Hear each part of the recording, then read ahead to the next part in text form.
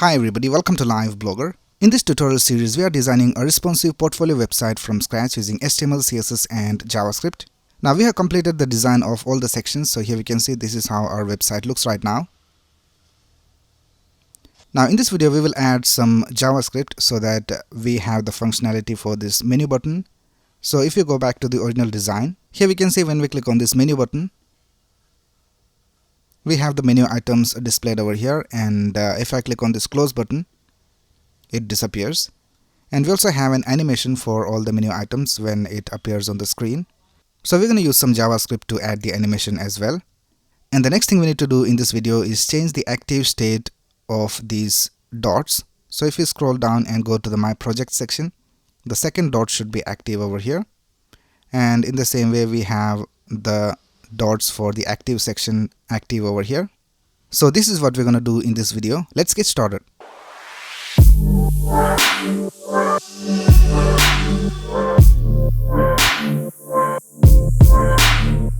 Right here I'm in the source code of our website. So let's go to the index.html file, and if we scroll up, we can see we have the HTML for the menu items. So here we can see we have this division with the class of menu icon. So this is the menu icon that we see over here. So we need to access that in our JavaScript to add the functionality. Now when we click on this menu icon, we want to display this nav items division.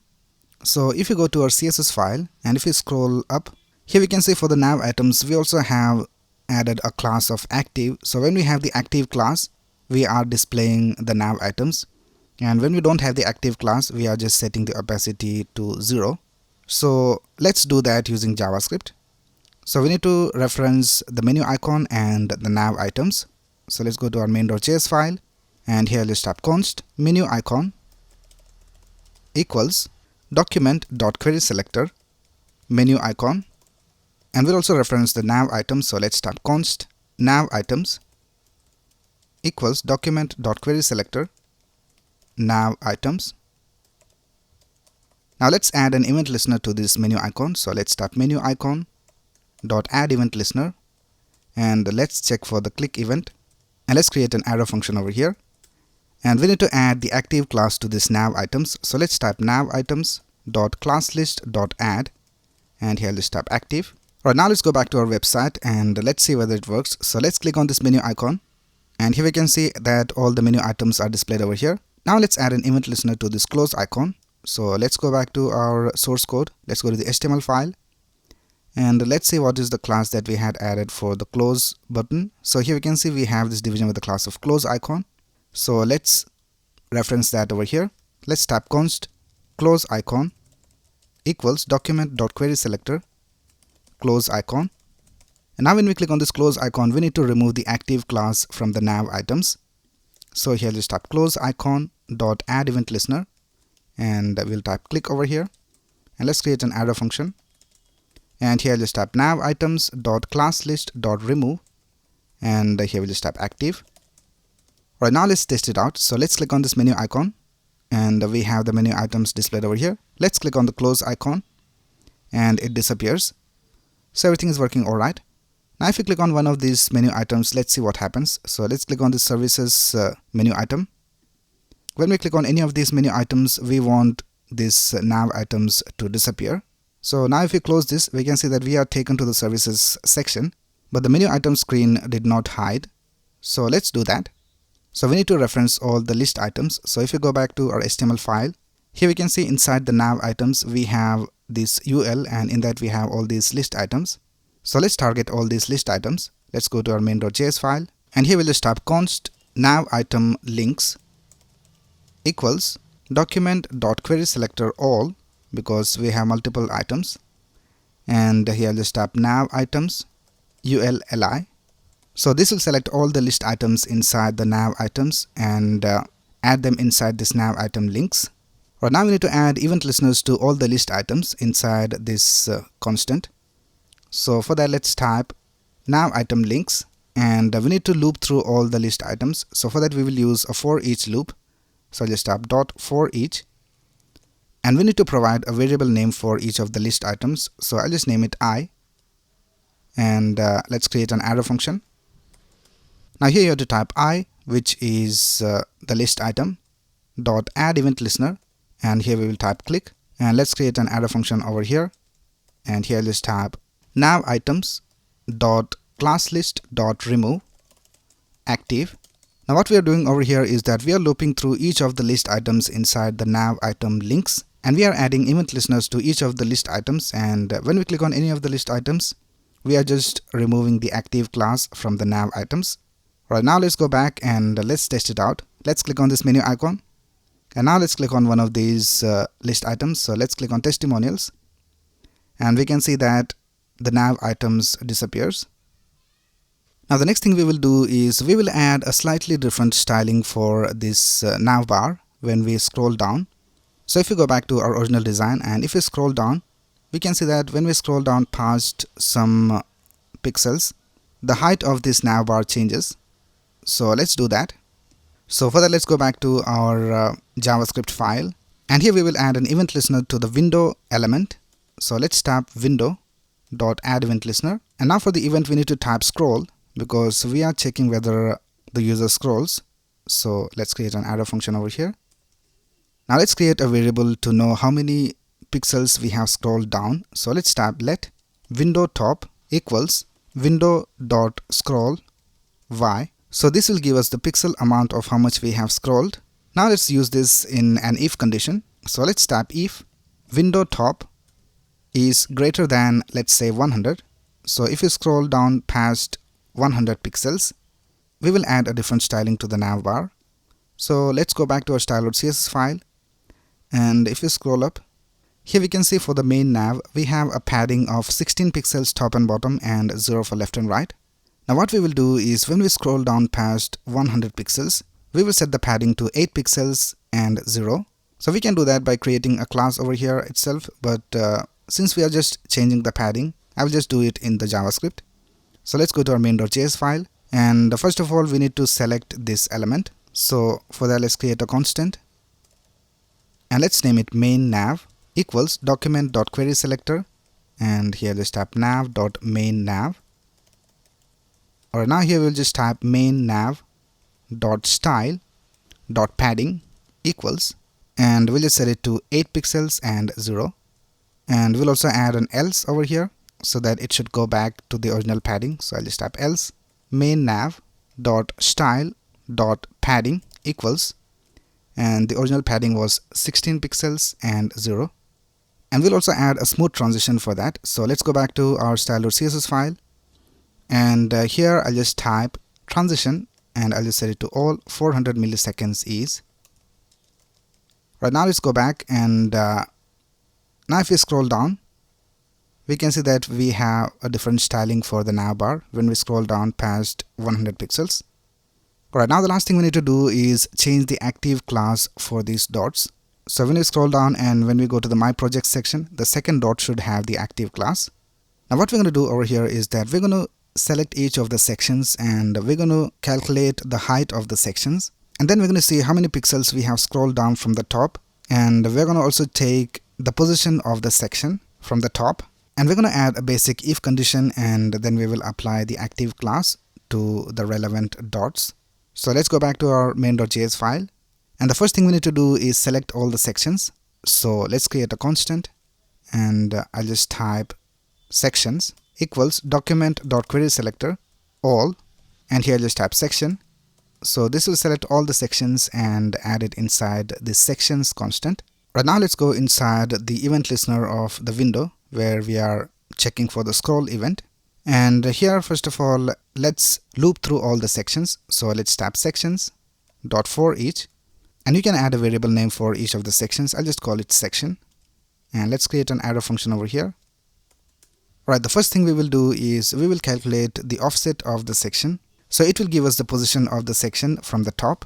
So let's type let offset equals, and here just type section dot offset top, and the next thing we will do is we will get the height of the section. So let's type let height equals section dot offset height, and the last thing we need to do is we need to get the ID of the section.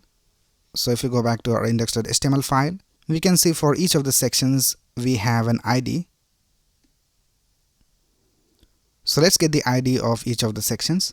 We're going to use the IDs to correctly select the correct dots. So here we can see for the dots we have anchor tags with an href with the ID. So let's go back to our main.js file, and here let's type let id equals section.getAttribute, and we'll get the ID. Right now let's add an if condition. So let's type if window top, which is how much we have scrolled from the top, so this is the value. And here we will check whether it is greater than or equal to the offset. And we also need to check for one more condition. So let's add an and over here, and here we'll just type window top is less than offset plus the height. Now this if condition will tell us which section is active right now.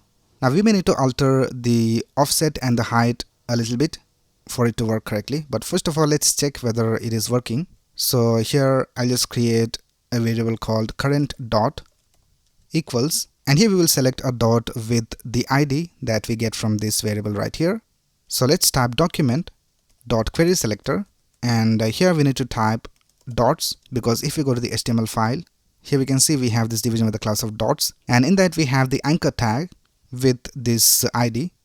So here we'll just type a for the anchor tag, and here we will add square brackets for the attribute, and here let's type href equals, and here we need to add this variable name ID. So what we will do is we will use JavaScript template literals.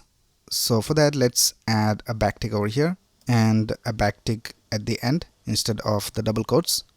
And now here we can type the variable name. So first of all we need to type hash, because here we can see it says hash. So let's type equals double quotes hash, and then we will add the variable name. So for that let's type dollar symbol, and in curly braces let's type ID, and then here we will add the ending double quotes. Right now let's check whether the current dot has the correct value. So I'll just console log it over here.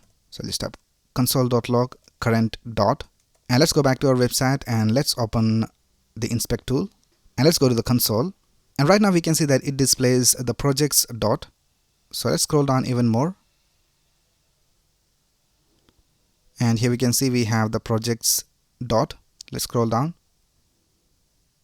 and now we can see it displays the services dot, and then we have the testimonials dot. If we scroll up we have the services dot. So it is working alright. Now we need to alter the values a little bit of the offset and the height. So now we can see when we are still here, the services dot is displayed over here. So for that let's go back to our JavaScript file, and here I'll just add -200, and even for the height I'll just type -200. And now let's go back and let's see. Let's scroll down, and here we have the projects dot, and now we have the services dot, and here we have the projects dot, and here we have the testimonials, and if we scroll up here we have the services. So I think the values are displayed correctly. Now the next thing we need to do is simply add the active class to the correct dots. So let's go back to our JavaScript, and let's delete this line of code, and here I'll just type current dot class list dot add, and here we'll just type active. So if we go back to our HTML file, here we can see for the active dot we have a class of active, and we'll also add a smooth transition. So let's go back to our style.css file, and let's go to the dots. So here for the dot I'll just type transition all 400 milliseconds is, and now let's go back to our website and let's scroll down, and now we can see that the my projects dot is active. Now when we have this dot active, we need to remove the active class from the previous dot. So for that we'll just create a function. So here I'll just create a function. I'll just name it remove active class, and here I'll just loop through all the dots. So let's reference the dots over here. So I'll just type const dots equals document dot query selector all dots dot. So this will store all the dot anchor tags inside the dots constant, and here I'll just remove all the active classes. So let's type dots dot for each, and for each of the dot I'll just call it dot, and let's create an arrow function over here, and here just type dot class list dot remove active, And now we need to call this class before adding the active class. So here I'll just type remove active classes. Right, now let's go back to our website and let's scroll down, and now we can see that the my projects dot is active. Let's scroll down and we have the services dot active. Let's scroll down, we have the testimonials dot active. Let's scroll down and then we have the my skills, and then we have contact me. So everything is working alright. Now if we scroll up, we can see that the first dot is not being active because this is not a section. So what we will do is here we will add an else if. So I'll just type else if, and here I'll just type window top is less than 300, and here I'll just type remove active class, and I'll just add the active class to the first dot. So I'll just type dots 0 for the first dot, class list dot add active. Right, now let's go back and let's see whether everything works alright. So let's scroll down and we are in the my project section. Let's scroll up and here we have the active class added to the home. So everything is working alright. Now the last thing we need to do is add the animation for these menu items. So in our original website we can see that we have this animation right here. So let's do that. Let's go back to our CSS and let's go to the CSS of the menu items. So it is right here, nav items ULLI. Now what we will do is we will add some properties to the list items. So let's tap nav items ULLI, and by default we will set the opacity to 0, and we'll also tap transform translate X and set it to -12 pixels, and we'll also tap transition of all to 1000 milliseconds ease. And when we add the active class to the nav items, we will set all these properties to default. So let's tap nav items dot active ULLI, and let's set the opacity back to 1 and transform translate X to 0. Now if you go back to our website and if I click on this menu icon, we can see that we have this animation for the menu items. Now we need to add different delays for each of the menu items.